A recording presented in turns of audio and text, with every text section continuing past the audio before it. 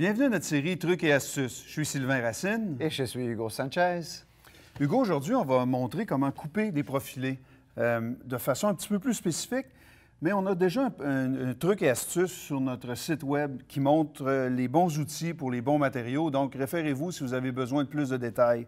Donc, aujourd'hui, on va plus montrer comment dégager les hauteurs et tout ça. Oui. Tu veux montrer un petit peu le Oui, round deck? Bien sûr. Ici, on a donc le round deck. Donc, le profilé, il vient évidemment couper parfaitement à 90. Puisqu'on utilise un coin.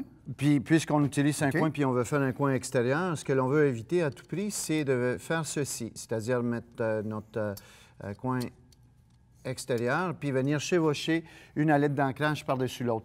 Ce qui arrive, c'est qu'on gagne de l'épaisseur inutilement, on n'a pas un bon alignement au coin, Oui. puis la tuile risque évidemment aussi de remonter. Naturellement, nous, les ailettes d'ancrage, on les fait assez minces pour qu'ils soient inclus dans le mortier. Donc là, en les faisant deux épaisseurs, ça ne fonctionnerait pas. Non, tout à fait. Donc, ton autre façon, la bonne façon, ce serait... La bonne façon, ça serait de couper ça à 45, OK? n'est-ce pas? De cette façon-là.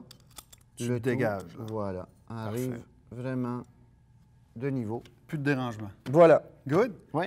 On peut faire la même chose, je pense, un autre truc. Hein? Tu veux montrer avec le EKE? Oui, le EKE, notre profilé de mouvement. Donc, ce que l'on peut faire, c'est venir couper, faire une coupe à 90 sur l'ailette d'ancrage du profilé. Pour qu'elle s'insère dedans, tout ça. Voilà.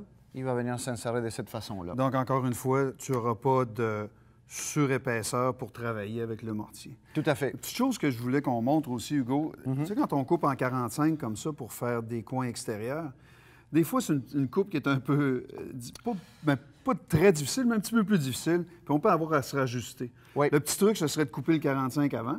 Tout à fait. Puis de prendre notre dimension par la suite dans l'autre sens. Donc, tu n'aurais pas, si tu avais à te corriger, tu n'auras pas un profilé qui est trop court, comme Oui. on a pu voir des Oui. fois. Puis celui-là, ce qui est le fun, c'est que ça se coupe facilement avec les snips. Les là, snips, avec tout à notre fait. fer de pince là, qu'on a. Donc, le prochain, c'est le round deck step. Le round deck step, oui, c'est un profilé qui est un petit peu plus imposant, là. Un peu plus costaud. Oui, tout à fait. Lui, d'ailleurs, l'ailette d'ancrage est plus robuste, un peu. Puis même sur les profilés qui ont des ailettes d'ancrage plus minces, il faut faire un petit peu attention pour pas que la scie accroche dans l'ailette d'ancrage. C'est assez spectaculaire ce que ça fait. Donc, il faut se donner un petit coup de main pour avoir une bonne coupe. Donc, comment tu ferais ça, Hugo? Pour éviter justement que cela arrive, ce que l'on va faire, on va venir, mettons, on va se faire une marque, on va dire qu'on va couper le profilé ici. Donc, on vient la reprendre sur le dos du profilé parce que là, on ne le verrait plus en le vidant. Parfait. Et là, on va prendre des ciseaux en métal. Des snips, Hugo. Et on va venir, donc, couper le matériel de la lettre d'ancrage. Faire une place pour passer la lame. Voilà.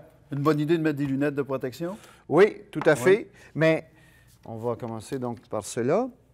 Puis par la suite, donc, on va venir le couper dans la scie à onglet, mais évidemment, on ne veut pas venir égratigner, Oui. n'est-ce pas, la surface ici du profilé. Donc, on s'assure que, vois-tu? Oui, il y avait un petit morceau résidu de là. métal. Ben oui, ben Donc, oui, tu on vois. s'assure que la surface ici sur la machine est propre. Puis on vient- Naturellement, les trucs qu'on montre, c'est avec l'aluminium ou le PVC. Si on avait du stainless, on ne prendrait pas une scie comme celle-là. Non. On prendrait des lames appropriées pour le stainless. Tout OK? à fait. Tout à Naturellement, fait. on laisse monter la vitesse de la scie, Oui. puis on va descendre tranquillement avec les lunettes de protection, tout ce qu'il faut. Donc,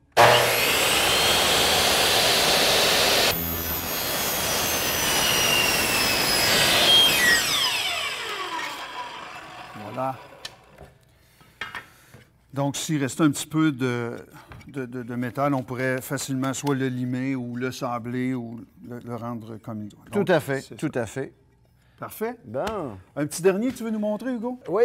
Ici, donc, on a le AKSN. Oui. Ce que tu remarques dans ce profilé-là, on a ici la partie intérieure du profilé qui est la partie qui accepte le mouvement. Et l'état mobile, c'est un thermoplastique qui vient en 6 couleurs.